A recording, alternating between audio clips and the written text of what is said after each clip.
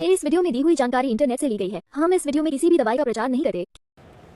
आज हम बात करेंगे मानसिक स्वास्थ्य से जुड़ी एक बहुत ही महत्वपूर्ण दवा के बारे में, जिसका नाम है फ्लूमोड कैप्सूल। ये दवा मुख्य रूप से डिप्रेशन, घबराहट और ओसीडी जैसी मानसिक समस्याओं को ठीक करने के लिए डॉक्टरों द्वारा दी जाती है। आज के इस वीडियो में हम समझेंगे कि ये दवा कैसे काम करती है, इसे लेने का सही तरीका क्या है और किन बातों का ध्यान रखना चाहिए। तो वीडियो को पूरा ज़रूर देखें। सबसे पहले जानते हैं कि इस कैप्सूल में आखिर क्या है। तो दोस्तों, ये एक एंटी डिप्रेशन दवा है। इसकी कंपोजिशन की बात करें तो इसमें फ्लोक्सिटिन होता है। ये अलग अलग स्ट्रेंथ में आती है, जैसे 10 mg, 20 mg और 40 mg, जो डॉक्टर मरीज की ज़रूरत के हिसाब से तय करते हैं। यह दवा सेरोटोनिन के लेवल को बैलेंस करके काम करती है। बात करते हैं कि ये टैबलेट शरीर में जाकर काम कैसे करती है। हमारे दिमाग में नसों के बीच सिग्नल पहुंचाने के लिए सेरोटोनिन नाम का एक नेचुरल केमिकल होता है। जब किसी को डिप्रेशन या एंजाइटी होती है तो दिमाग में सेरोटोनिन का लेवल कम हो जाता है या वह नसों द्वारा जल्दी सोख लिया जाता है। इस कैप्सूल में मौजूद फ्लुओक्सिटिन एक सिलेक्टिव सेरोटोनिन रीअपटेक इनहिबिटर है। यह दवा सेरोटोनिन को जल्दी सोखे जाने से रोकती है, जिससे दिमाग में सेरोटोनिन का लेवल बढ़ता है। इससे मूड बेहतर होता है, चिंता कम होती है और व्यक्ति अच्छा महसूस करता है। इस कैप्सूल को डॉक्टर्स इन मुख्य समस्याओं में प्रिस्क्राइब करते हैं।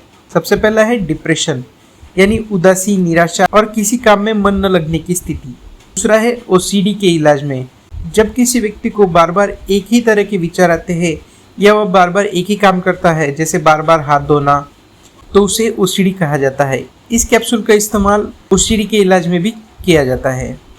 तीसरा है पैनिक डिसऑर्डर, यानी अचानक से बहुत ज़्यादा घबराहट होना, डर लगना। होता है बुलिमिया नर्वोसा, ये एक ईटिंग डिसऑर्डर है जिसमें व्यक्ति को बहुत ज़्यादा भूख लगती है और वो बहुत ज़्यादा खाना खा लेता है। और पांचवा है प्रीमेंस्ट्रुअल डिस्फोरिक डिसऑर्डर, पीरियड से पहले होने वाली गंभीर मानसिक और शारीरिक परेशानी में भी इस कैप्सूल का इस्तेमाल किया जाता है।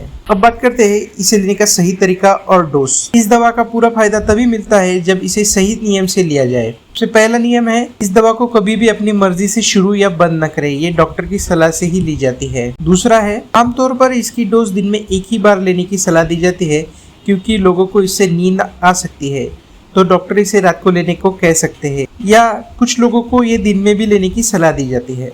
तीसरा है, आपको डॉक्टर के बताए अनुसार बिना एक भी दिन छोड़े रोजाना लगातार इसे एक ही समय पर लेना है। चौथा है, कैप्सूल को पूरा निगले या चबाए नहीं। सबसे महत्वपूर्ण नियम है, इस दवा का असर दिखने में 2 से 4 हफ्ते लग सकते हैं, इसलिए धैर्य रखें और दवा लेते रहे। अब बात करते हैं साइड इफेक्ट्स की। शुरुआत में जब शरीर इस दवा के साथ एडजस्ट करता है तो कुछ साइड इफेक्ट्स हो सकते हैं, लेकिन ज्यादातर ये समय के साथ अपने आप ठीक हो जाते हैं। आपको साइड इफेक्ट दिख सकते हैं, जैसे जी मिचलाना या पेट खराब होना, सिर दर्द, चक्कर आना, मुंह सूखना, नींद ना आना या बहुत ज़्यादा नींद आना, सेक्सुअल की इच्छा कम होना। अगर ये लक्षण बहुत ज़्यादा परेशान करते हैं तो अपने डॉक्टर से ज़रूर बात करें। अब बात करते हैं सावधानियों के बारे में। इस दवा को लेते समय इन बातों का विशेष ध्यान रखें। पहला है अल्कोहल। इस दवा के साथ शराब का सेवन बिल्कुल न करें, क्योंकि इसके साइड इफेक्ट्स और चक्कर बढ़ सकते हैं। दूसरा है गाड़ी चलाना।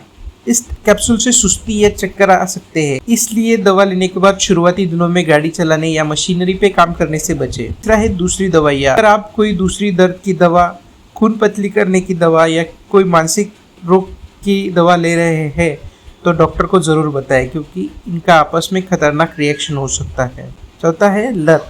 ये दवा आमतौर पर हैबिट फॉर्मिंग नहीं मानी जाती, लेकिन फिर भी इससे डॉक्टर की सलाह के बिना अचानक बंद न करें, वरना विड्रॉल सिम्टम्स हो सकते हैं।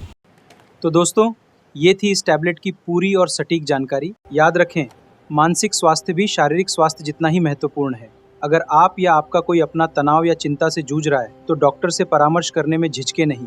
अगर आपका कोई सवाल है तो कमेंट बॉक्स में ज़रूर पूछें, और ऐसी ही सही मेडिकल जानकारी के लिए हमारे चैनल फार्मा सेवा को सब्सक्राइब करना न भूलें।